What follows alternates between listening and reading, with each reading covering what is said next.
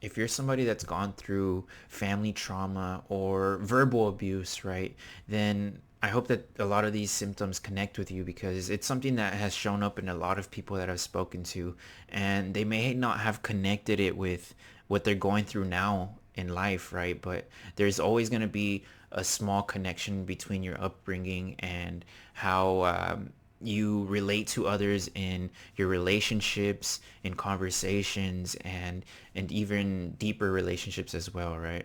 So what I wanted to touch on is verbal abuse during childhood, right? And the difficulty in recognizing it is that it leaves no physical scars, it leaves no physical marks, right? But it will leave an internal effect on the person, right? And as they grow, it's gonna affect how they view themselves and how they view the world, right?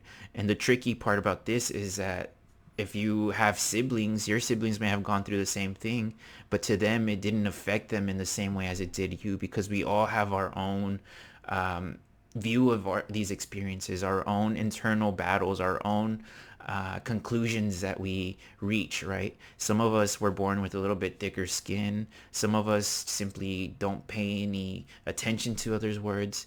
And then to other people, that validation from a parent is very important and very um, much a part of their core being, right? Their core beliefs that they have for the rest of their life. So if you've been struggling with any of these symptoms, and this may be where these emotional scars are coming from, and this is simply a symptom of what they've caused in your life, right?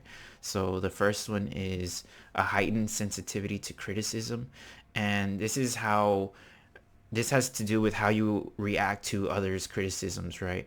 Whether it's simply a constructive criticism, whether it's a personal attack, whether it's something that reminds you of your past, right?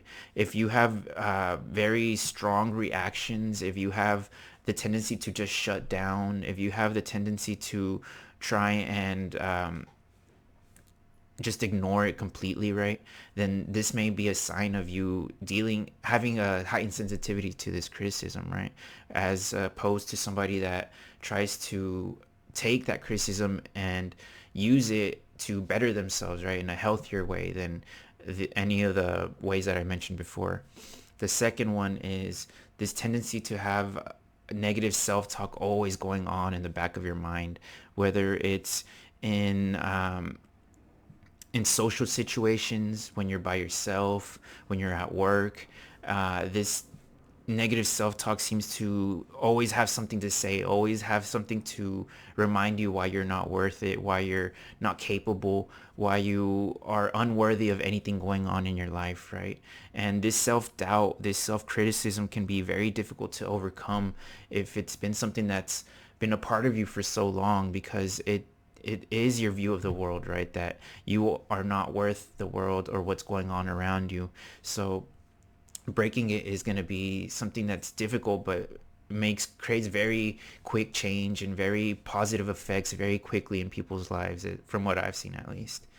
The third one is trust issues in relationships, and this has to do with how we view our parents, right? Like in the beginning, they're almost unstoppable, right? They seem to be on top of the world. They're very powerful, very intelligent, and as we grow and as we go through life, we if they do hurt us verbally or emotionally, it kind of shatters that image we have of them, right? That belief we had in them, that trust that we had with them. And it'll start to make you sort of anticipate others acting this way towards you.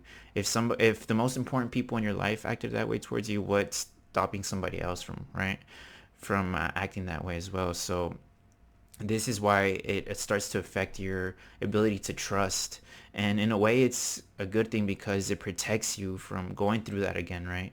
But as you age and you want that closeness, that relationship with somebody, it becomes something that holds you back from ever being able to connect with others. And it just ends up being a self-fulfilling prophecy, right? Where you don't trust anybody, so nobody's going to trust you since you don't open up to them, and then you're just going to end up being alone and um, stuck in that place that you didn't want for yourself.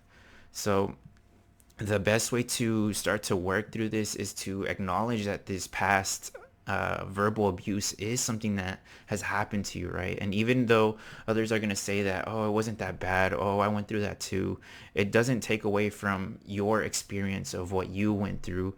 And opening up about it and talking to somebody about it is going to be very beneficial, and start to create connections in your subconscious mind with how you're acting now, right?